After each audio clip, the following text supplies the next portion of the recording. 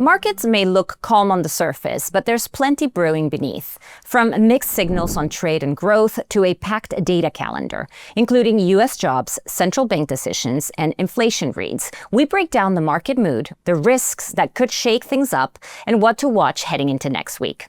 I'm Johanna Bota, and joining me today is StoneX's Head of Global Content, John Kicklighter. Welcome back, John. We have a lot to cover today, so let's start with general market conditions and what we should expect to deal with next week. I think one of the most interesting things this past week was the alleviation of major fundamental risks. I mean, at least the headlines would suggest that. Whether or not the markets are going to believe the same remains to be seen. But we did have, despite this, a little bit of a back off on risk appetite through the end of this past week. So it's not clear about what the markets are really paying attention to.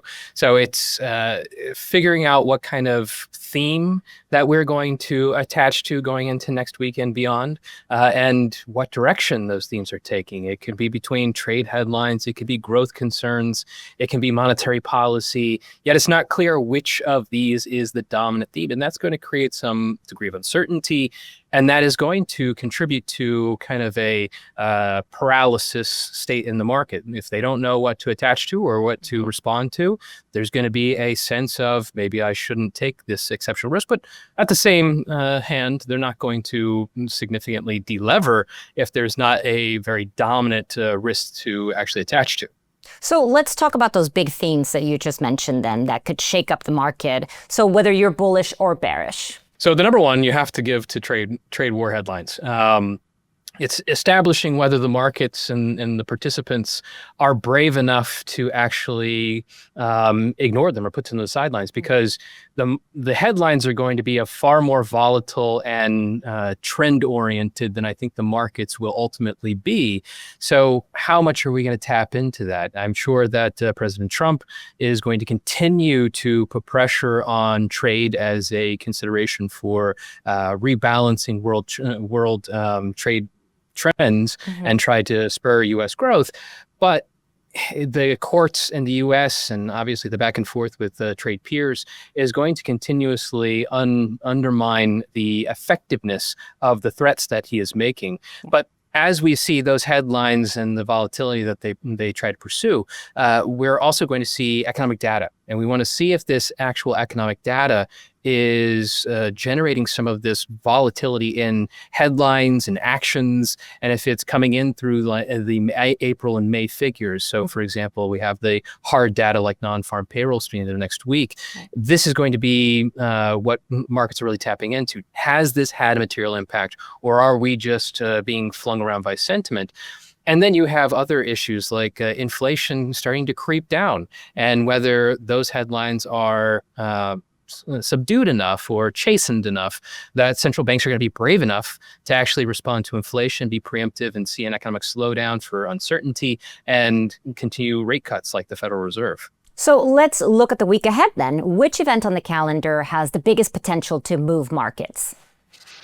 So there's data throughout the week, and it depends on what we're looking at and what top theme it really taps into. So starting on Monday, I would say you have event risks like the Japanese capital expenditure figure for the first quarter. We want to see, especially with their announcement of stimulus, whether that spending is going to really keep that economy, which is one of the largest in the world, at the pace of growth that they need to really offset demographic issues and other systemic problems.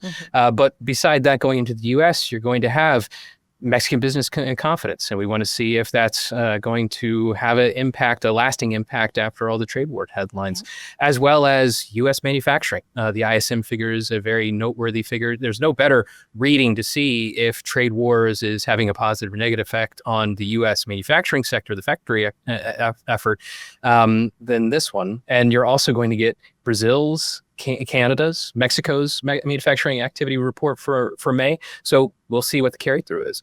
Tuesday, we have another round of event risk. We have Eurozone CPI, which is going to be good because we have the ECB rate decision later.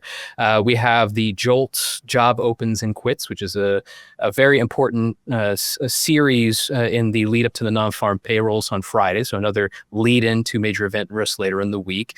And they're a little sideline. They're not paid as much attention to as the major indicators. But I would say watch the U.S. economic optimism figure from the RCM, and you also have the U.S. Logistics Manager Index. Obviously, those are very pointed in terms of the concerns that they tap into right now. Yeah. Wednesday, we get into the Australia and South Africa GDP figures. We did have the emerging market GDP figures through the end of this past week.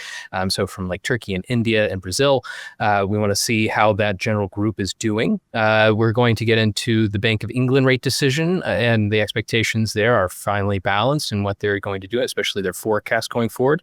And I think very important and often overlooked is the U.S. ISM Service Sector Activity Report, which largest aggregate consumer group in the world, the U.S. consumer. So how they're performing and where the confidence is for the service sector, which is the largest output for GDP and the largest source of U.S. jobs.